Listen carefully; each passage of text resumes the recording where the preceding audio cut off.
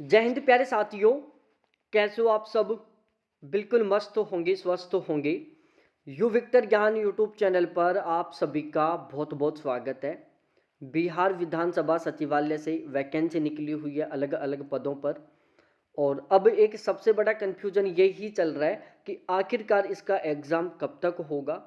और इसी वीडियो में हम इस टॉपिक के ऊपर बहुत अच्छे तरीके से बिल्कुल ऑथेंटिक जानकारी के साथ डिस्कस करने वाले हैं कि आखिरकार इसका एग्ज़ाम कब तक हो सकता है और इसके एडमिट कार्ड कब आएंगे।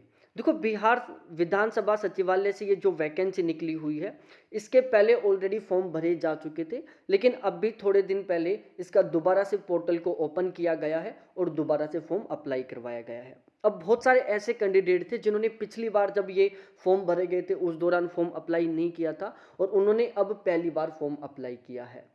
जो कैंडिडेट पहले से इस एग्ज़ाम की पूरी डेडिकेशन के साथ तैयारी कर रहे हैं, वो तो चाहते हैं कि इसका एग्ज़ाम जल्द से जल्द हो, क्योंकि उनको एक बहुत लंबा टाइम हो गया तैयारी करते हुए। लेकिन जिन कैंडिडेटों ने अब भी पहली बार फॉर्म अप्लाई किया है, वो चाहते हैं कि हमें थोड़ा बहुत तो टाइम मिले तैयारी करने के लिए, क्योंकि हमने अब भी यहाँ पर फॉर्म अप्लाई किया है। तो एक सबसे बड़ा कन्फ्यूजन चल रहा है कि इसका एग्ज़ाम कब तक होगा। बिहार गवर्नमेंट के द्वारा या फिर ऑफिशियली तरीके से इसके संबंध में अभी तक कोई नोटिफिकेशन नहीं आया है। जब हम बहुत सारे वीडियोस देखते हैं, उनके कमेंट्स पढ़ते हैं, तो ज़्यादातर लोगों का केवल एक ही कमेंट रहता है कि इसका जो एग्ज़ाम है वो जनवरी के फर्स्ट वीक में होगा, जनवरी के सेकंड वीक में होगा, फरवरी में एग्ज़ाम नहीं होगा। तो आज इस वीडियो को देखने के बाद आपका हर एक डाउट अच्छे तरीके से क्लियर हो जाएगा और आपको बिल्कुल 100% तरीके से पता चल जाएगा कि इसका एग्ज़ाम कब तक हो सकता है। देखो, इससे पहले बिहार विधानसभा परिषद से वैकेंसी निकली थी, उसमें दोबारा से फॉर्म अप्लाई करवाया गया था। जो दोबारा से फॉर्म अप्लाई करवाया गया था, तो उसकी जो लास्ट डेट थी उससे जस्ट एक महीने के बाद एग्ज़ाम हो गया था। अब बहुत सारे कैंडिडेट सोच रहे हैं कि जिस तरीके से बिहार विधानसभा परिषद में हुआ था एक महीने बाद एग्ज़ाम, उसी तरीके से अब की बार भी एग्ज़ाम हो सकता है। देखो, आज 20 दिसंबर हो चुका है। अब यदि हम मान के चलते हैं कि जनवरी के फर्स्ट वीक में एग्ज़ाम होता है, तो अब केवल 15 से 17 दिन का टाइम बचा हुआ है। तो जनवरी के फर्स्ट वीक में एग्ज़ाम होना बिल्कुल इम्पॉसिबल है। यदि हम जनवरी के लास्ट वीक की बात करें कि जनवरी के लास्ट वीक में एग्ज़ाम हो, तो वो भी बिल्कुल इम्पॉसिबल है। अब उसके मैं कुछ रीज़न बताता हूँ आपको। देखो, कोई भी एग्ज़ाम होता है एक तरीके से, सिस्टमैटिक तरीके से, तो उसका एक पूरा प्रोसीजर होता है। जो स्टूडेंट हैं उनको भी तैयारी करने के लिए एक सफिशिएंट टाइम दिया जाता है। जो ये बोर्ड एग्ज़ाम कंडक्ट करवा रहा है उसको भी पता है कि जब दोबारा से हम फॉर्म दोबारा से भरवाए हैं, दोबारा से रीओपन किया है विंडो, बहुत सारे कैंडिडेट पहली बार यहाँ पर फॉर्म अप्लाई किए होंगे, तो उनको भी कम से कम इतना तो टाइम देना ही चाहिए ताकि वो सही ढंग से कम एक बार सिलेबस को कंप्लीट कर सकें।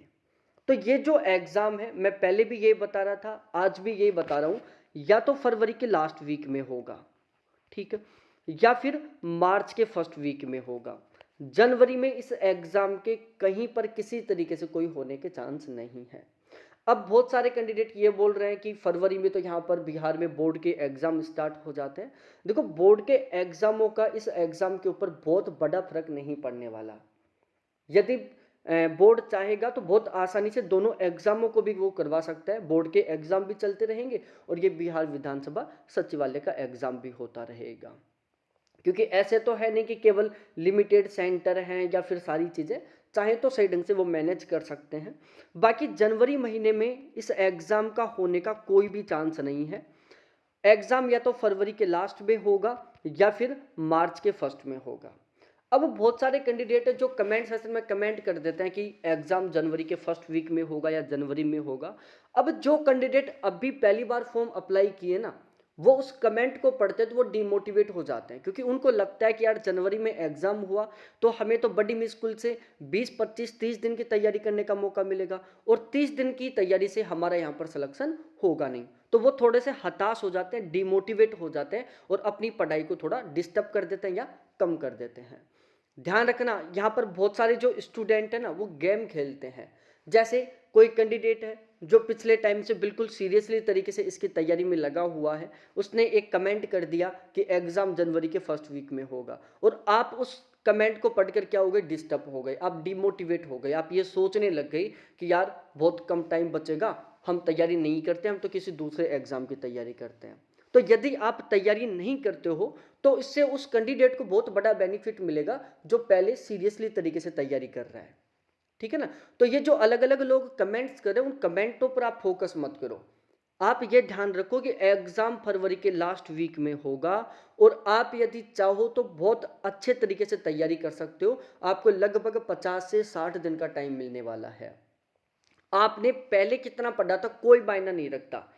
किसी भी एग्जाम के सिलेक्शन में सबसे मेन होता है कि आप एग्जाम से 50 दिन पहले क्या पढ़ रहे थे। मतलब एग्जाम का जो 50 दिन का टाइम पीरियड है उस दौरान आप कितना पढ़े हो। तो आपने आज से पहले कितना पढ़ रखा है, किसकी कितनी तैयारी है, ये कोई मायना नहीं रखती। सबसे मेन सिलेक्शन दिलाएगी आपकी अब आगे की तैयारी।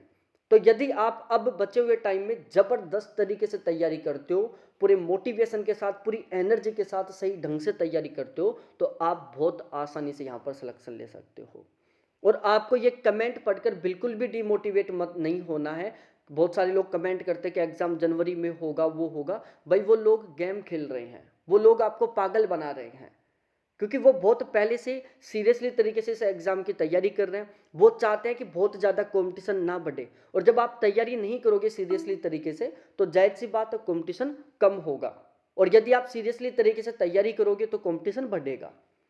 तो उन कमेंटों के ऊपर फोकस मत करो, पूरी एनर्जी के साथ, पूरे डेडिकेशन के साथ जबरदस्त तरीके से तैयारी करो। आपको कम से कम 50 दिन का टाइम मिलने वाला है तैयारी करने के लिए, और आप 50 दिन की तैयारी से बहुत आसानी से सिलेक्शन ले सकते हो यदि आप जबरदस्त तरीके से मेहनत करते हो। तो वीडियो आपको अच्छा लगा हो तो अपने सभी दोस्तों के साथ शेयर करो, चैनल को सब्सक्राइब करो। बहुत बहुत धन्यवाद सभी साथियों को देखने के लिए। Thanks, bye. और बाकी आप कमेंट सेक्शन में कमेंट करके बताओ कि इस वीडियो को लेकर आपकी क्या राय है।